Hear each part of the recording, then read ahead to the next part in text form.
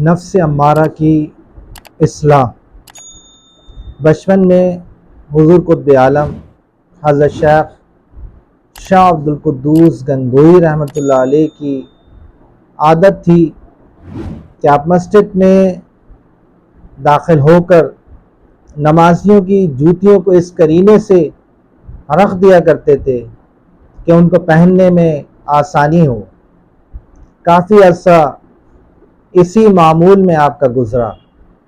آپ کے والد گرامی حضرت شیخ اسماعیل دانشمند رحمۃ اللہ علیہ کو جب یہ خبر ہوئی تو آپ نے فرمایا کہ میرے عزیز، آدمی کو خود کو اتنا بھی نہیں گرانا چاہیے، اور آپ کی یہ عادت شریف بھی تھی کہ آپ اول وقت میں مسجد میں صف اول میں جا کے بیٹھ جایا کرتے تھے، اور جو نمازی مسجد میں آتے جاتے آپ جگہ دے کر پیچھے ہٹتے چلے جاتے، اور آخری صف میں سب سے آخری جگہ پر پہنچ جایا کرتے تھے۔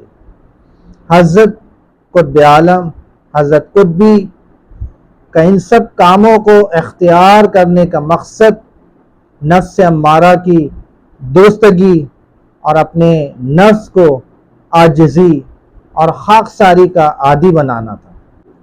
نفس امارہ وہ قوت ہے جو انسان کو برائی، گناہ اور خواہشات نفس کی طرف کھینچتی ہے۔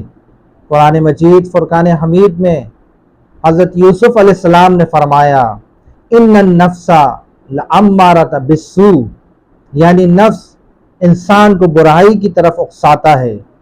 اس سے ظاہر ہے کہ انسان کے اندر ایک ایسی قوت موجود ہے جو خیر اور طاعت سے ہٹا کر انسان کو گناہ، برائی اور شہوات کی طرف مائل کرتی ہے۔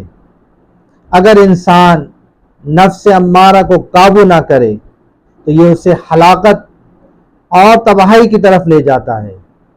اسی لیے اہل اللہ نے ہمیشہ نفس امارہ کی اصلاح اور مجاہدے پر زور دیا ہے تاکہ نفس امارہ سے نفس لوامہ اور پھر نفس مطمئنہ کی طرف ترقی کی جائے۔